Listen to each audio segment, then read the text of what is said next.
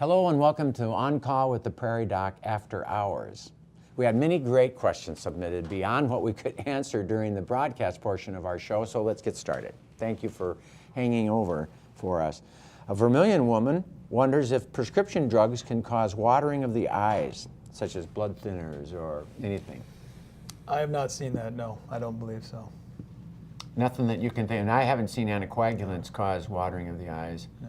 If they did, they would be prescribing it for the people who have dry eyes. Or maybe again, the antihistamines, allergy medications, Yeah. maybe getting a secondary dry eye causing some watering, but otherwise Yeah, shouldn't they're- directly. Often it's the lower lids and the anatomy of the lower lids. Sometimes there's some laxity or some looseness of the lower lids that can cause the tears to kind of well up.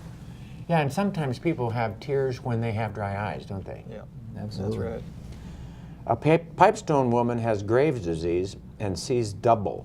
Is there anything that can be done about it? Well, I mean, with Graves' disease, which is hyperthyroid, and it's an immunologically driven thing where the thyroid gets large and the thyroid goes high, but they get an exophthalmos. Yes.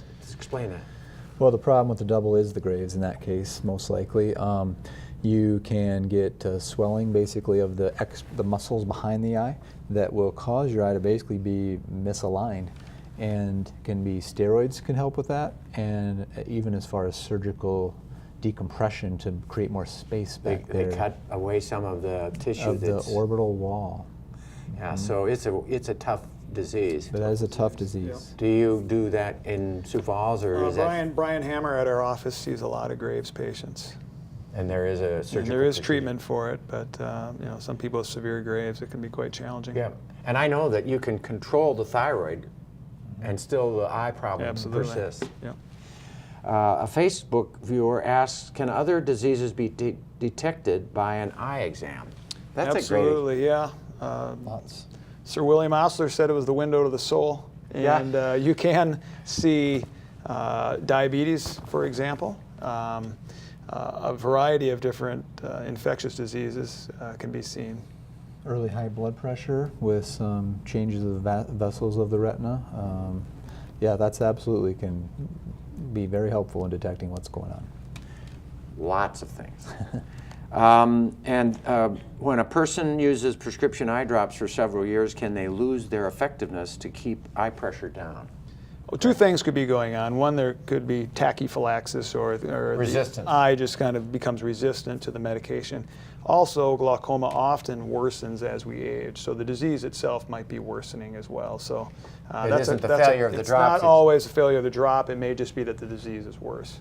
Okay. A Harrison man was diagnosed with an epiretinal membrane in his right eye and also has cataracts. Please discuss the options he has. Dustin. Yeah, the options are number one, if the epiretinal membrane is not too significant, you take the cataract out first. Number two, if the epiretinal membrane is fairly moderate on testing or pictures we can do, sometimes our retina specialists remove the membrane with the vitrectomy or retinal surgery, but then you're going to most likely face cataract surgery shortly thereafter because Right. the cataract does worsen after that surgery. Right. So both conditions can be taken care of, it's just a matter of what order. But explain to me an epiretinal membrane a little bit better. You know, epiretinal membranes, when we look at the retina, we'll see it's a shiny appearance. It's almost like putting saran wrap on something. It just shines it up. And unfortunately, that membrane can just kind of thicken and thicken the retina, creating some abnormality in which the vision just isn't quite as sharp. Okay. An emailer asks, how common is macular edema after cataract surgery and how is it treated?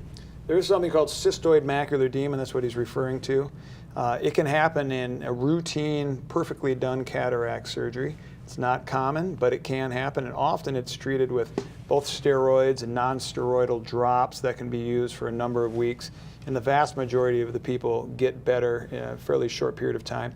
Some patients already have maybe an epiretinal membrane, like Dustin was discussing. Yeah. That can predispose someone to post-operative macular edema, and there's other conditions that can predispose a patient as well. But edema is just kind of thickening. Swelling, it's fluid. It's fluid that's escaped through the small blood vessels of the retina And diabetics often can get macular edema. That's a very common cause of visual loss in diabetics, is macular edema. So there could be a lot of things going on with that. If his eye is otherwise perfectly healthy, it most likely would get better relatively rapidly. Okay.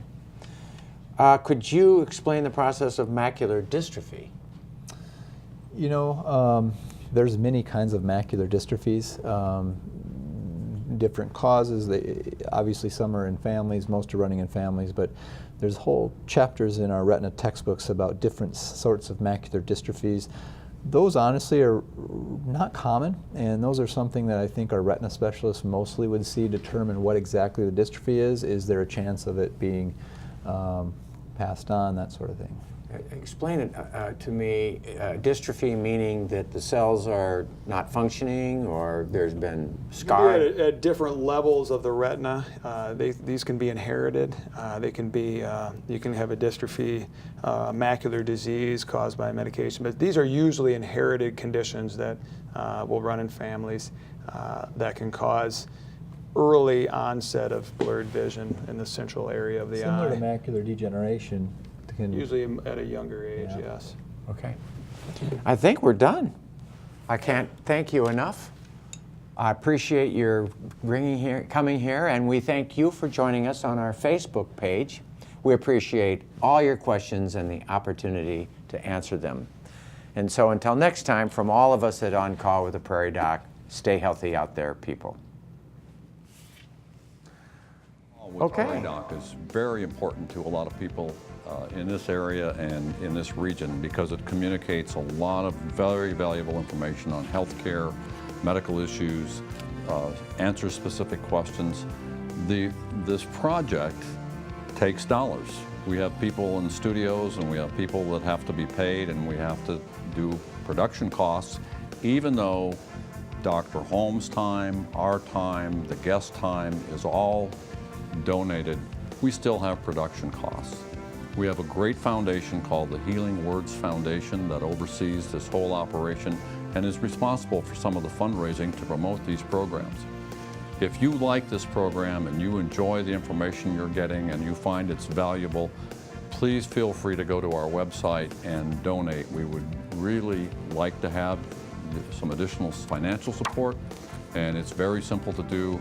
And again, it'll keep this program going for the foreseeable future. So the website is prairiedoc.org, O-R-G, prairiedoc.org.